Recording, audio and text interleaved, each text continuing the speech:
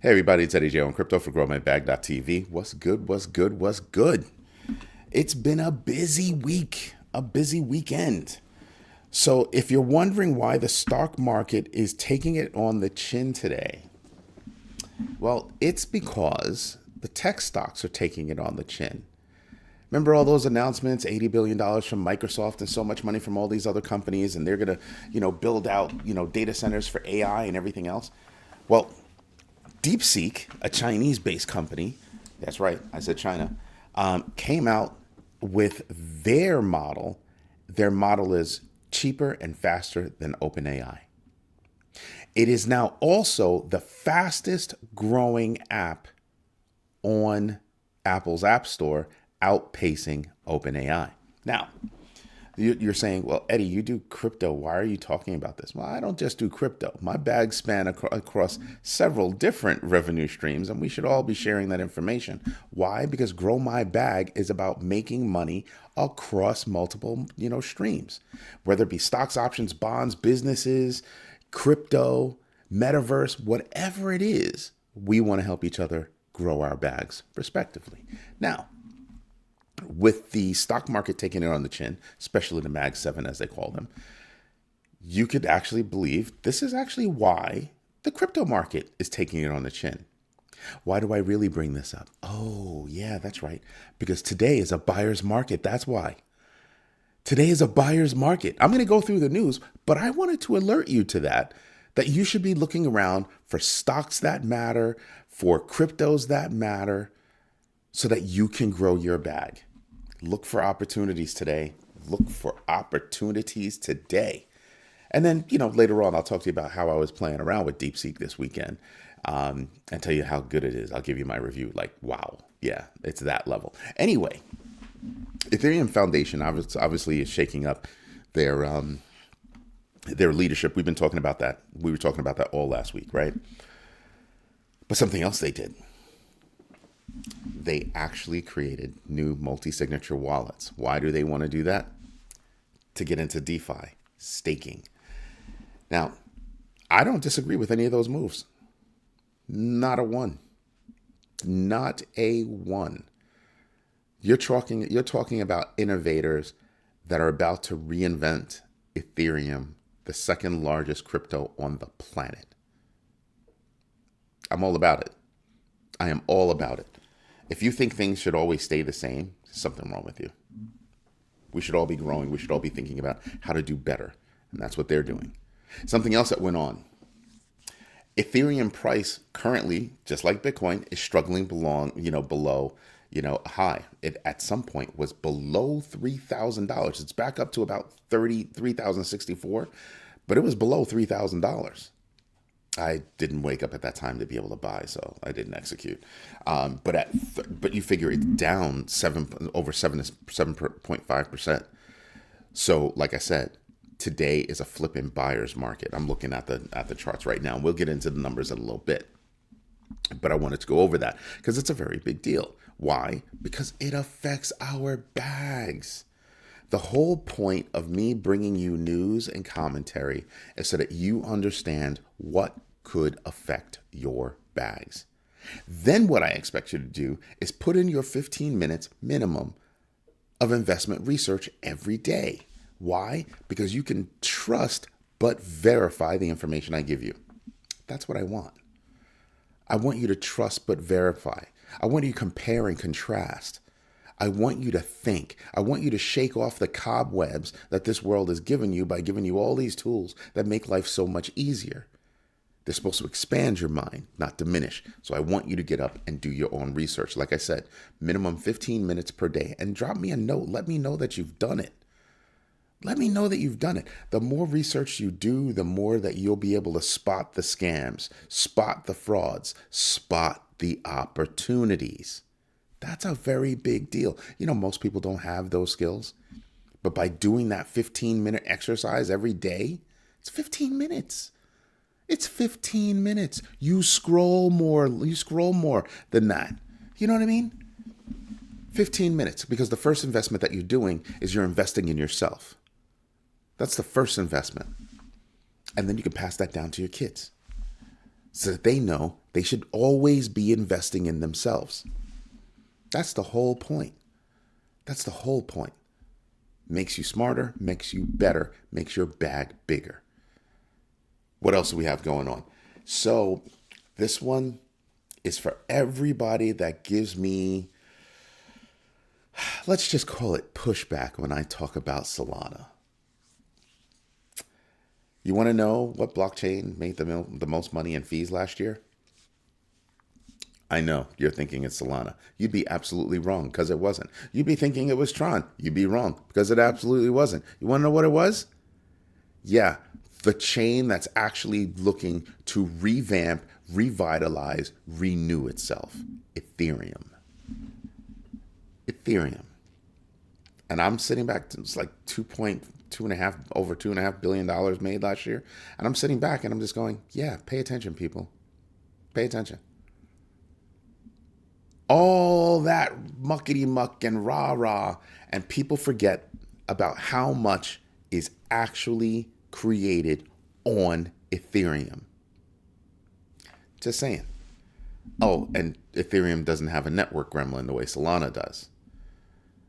Now, if you like Solana, so today could be a really good day to get your hands on some. I mean, it's down 11.39%. I mean, we're going to go through the numbers and it's going to take a minute for us to get through those numbers, but it's a big deal. But I will also say that whales are also buying Ethereum. They're buying Ethereum and Polkadot. Why? Because those are two platforms that you can actually build on that have sustainability and longevity. Just saying. Meanwhile, Aptos is taking it on the chin. Even though Aptos, along with a couple other companies, has opened up a new project in, I think it's China, to kind of, I guess, produce more apps, introduce more apps to the platform, get more builders going. And I'm just like, not bad. Not bad at all. After DeepSeek just dropped in and gave OpenAI its Iron Man moment. Remember when Iron Man got in front of everybody and said, everybody's at least 10 years behind me. At least 10 years behind me. And then came that guy with the whips that used Iron Man's technology. Iron Man eventually beat him, but he wasn't 10 years behind, was he? He was right there, present. And DeepSeek just came along and slapped the snot out of OpenAI and everybody else. This is how badass DeepSeek is. I'm running it on my laptop. I mean, yeah, my laptop's pretty dope. It's got 32, gigs of RAM. For a laptop, that's a lot. 32 gigs of RAM. It's got an NVIDIA GeForce RTX. I think it's a 3040 or something like that. Strong enough to run, LLMs. So I've been running Llama and DeepSeek, and I've got subscriptions both to the API side and the regular ChatGPT side of OpenAI. I have to tell you, DeepSeek is no joke. It is no joke. These people didn't have a lot of technology to play with. And I'm going to tell you something. Everybody's saying, well, or they came out and they said, well, we used it and we didn't have access to the latest and greatest technology that these other companies have access to. That part is true. However, they might have been able to still use some pretty recent tech to be able to pull this off. However, because remember, China went out and before, the sanctions came, they went out and they bought a whole bunch of stuff. But I will say this. What they were able to do is astonishing. Astonishing. And I can tell you now, from a Web3 perspective, having something like DeepSeek, holy moly, you can do a whole bunch of stuff. A whole bunch of stuff. Cheaper. And I don't mean just a little bit cheaper. I mean like way cheaper. So I sit here and I tell you, one of the reasons why the market is going down is because DeepSeek came out of nowhere and, like I said, knocked the snot out of everybody. You spent all this money doing this. We barely spent a fraction, and we came out with something that's better than yours. And what they're saying is, oh, well, all you did was steal from OpenAI. Oh, I'm sorry. All OpenAI did was steal from the public. So DeepSeek stole from them, supposedly, and then gave it back to the public. Oops. So all of these companies that said we need so much money to do this and so much money to do that, and the computing power and this, that, and the other, and their grandma, well, that bubble's been popped, and that's what the market is suffering from. I'm running it locally on my laptop, and it is amazeballs. Yeah, I'm a geek. That's right. I do stuff just for the sake of doing stuff. My team and I play with technology all day, every day, just to see what it can do. We put it through its paces, we break it down, we build it up, the whole nine. Like I said, I've got large language models running locally on my laptop. If I'm writing a paper, I'm writing an article, I don't have to go out to the web to make it sound better. I can do it all right here. My productivity, I suspect, is going to take another notch up because I'm running it locally. And here's one of the reasons why it gets to take another notch up, probably a bigger notch up. I'm not spending any money to do it. It's all open source. So yes, we currently pay for ChatGPT on the ChatGPT side. We also pay for OpenAI on the development side or API side. We pay for a lot of different sources, right? And tools. This right here and the ease that it takes for us to train and fine tune this model. Yeah. How much higher did your productivity go up?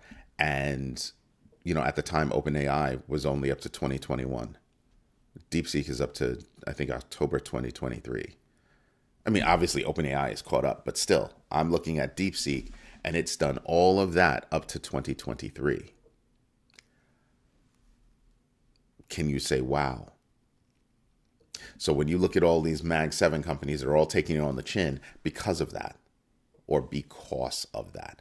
So when I look at crypto is also suffering because of those downward trends on the stock side. So you know what we should do? That's right. We should go over the numbers. Let me scoot this out of the way. Get my notes out of the way for you. All right. Let's start down here like we normally do. Earnings calendar, AT&T came out with a beat today. We still have a whole bunch of companies that are coming out with some reporting. This week, what do we have? Durable goods tomorrow. Case-Shiller Home Price Index comes out tomorrow. Consumer confidence comes out tomorrow. Wednesday is going to be advanced U.S. trade balance and goods. FOMC interest rate conversations happen, and then Chair Powell has the conference. Here's what we're expecting, truthfully. Stay the course. Nothing moves. Done. Nothing's going to move is what I'm suspecting. Okay? Period. I don't care what anybody says. I'm expecting a zero move. A zero move. Move something now, there's going to be a major problem. I think there's a zero move. We have initial jobless claims on Thursday. More Fed governors speak on Friday, along with PCE numbers. That's going to be big. It's going to be big. We should be paying attention. Fear and greed index is at 71. Right? That's down from 73, which is down from 76. I think at one point we hit 78 last week. DeFi Llama, look at that, crashing down to $125.835 billion in total value locked. Then you've got this picture. This is an ugly picture. I think it's beautiful, if you ask me. I think it's gorgeous. Why? Because Bitcoin has come slamming down back in my band right here, my pink band, 93,434 to 99,655, and right now we're at 98,934. Look at that. This is not an ugly thing. I love it. I'm here for it. It's a sale, folks. Anytime you see a dip like this, it's a massive sale. It's a massive sale.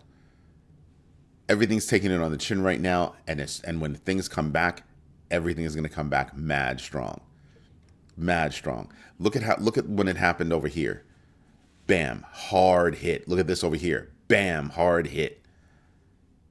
And then look what happened just a little while later. Doop.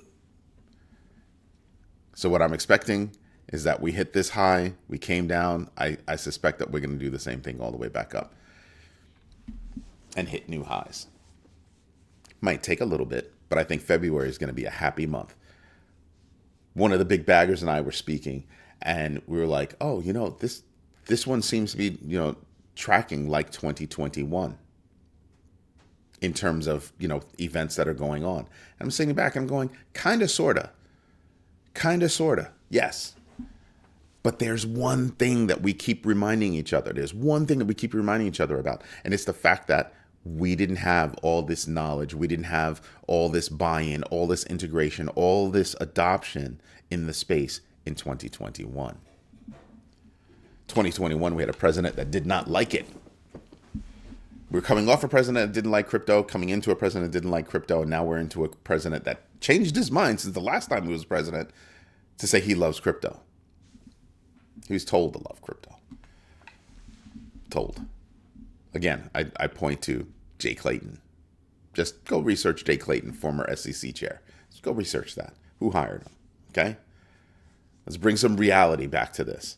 But right now, I'm enjoying the fact that, boom, look at all the sea of red. It is a buying spree, no doubt. Ethereum at 3,064, XRP at $2.80, BTC at below 100 grand, BCH down, BNB chain down 4.8%. Look how much they're down. Cardano down 10.43%. Avalanche down 11.53%. These are big numbers. Big numbers.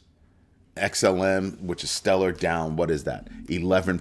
XRP down 10.5%. Doge down 10.86%. Link down 10.97%. Might as well say it's 11. Right? These are no joke numbers. These are sales, people. These are sales. These are opportunities to grow your bag. That's what they are. That's all they look like to me. When I come across and I look at the numbers right here, look at that. Year to date's getting slammed. Year to date, Bitcoin is only at 5.87, 8% down for Ethereum, 34% year to date for XRP. I sit back and I look at XRP and I'm kind of like, you people should be paying attention to this. You know how hard it is to still be in the green after a dip like this? It's no joke.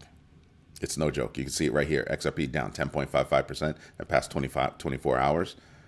But even then, coming back. Just saying, you got to look at these numbers. But you know what I really do? I really take a step back and I really take a look at the GMB crypto tracker. So let's take a look at the losers. Here are our losers. Yep. Okay. Bonk. Down 15.21%. GMB X factor of 1.35. I'm to Pepe down 16% with a GMB X factor of 1.24. These are two coins that I'm expecting to come back. Absolutely expect. I'm going to go grow my bag for Pepe. That's what I'm looking at. Pudgy Penguins is down 15%, 2.21 GMB X factor. Would I buy Pudgy Penguins? If you're into it, it's ranked number 88 right now. Yeah, I have no problem with that. I have no problem with that. Everybody keeps asking me about this coin. I'm still not touching it. I don't care. I don't care.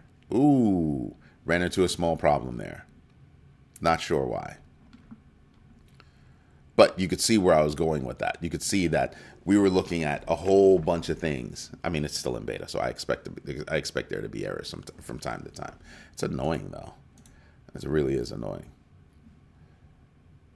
Oh, I'm on the test server. I'm not even on the most recent test server. I can tell by the address. I'm on a really old test server. So when I look back at this, I'm sitting back and I'm going, wow, this is ugly. This is ugly.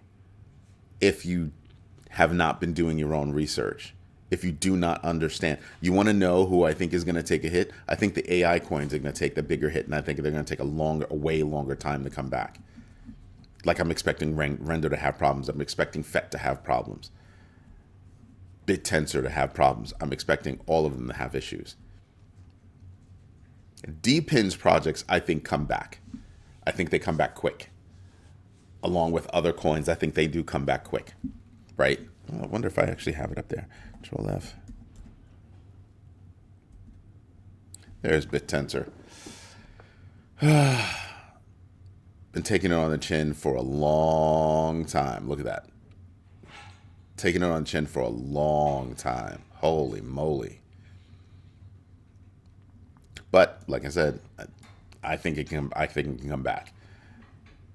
Looking at FET taking it on the chin for a long time again. Do I think it can come back? I do. I honestly do. Even though it's not realized what I thought it would realize when the three of them came together. But I do think it can come back. Celestia. I mean, everybody's down. Pick your market. Pick your industry. Because I would say I'm looking at DPINs. I'm looking at AI. I'm looking at core connective tissue coins.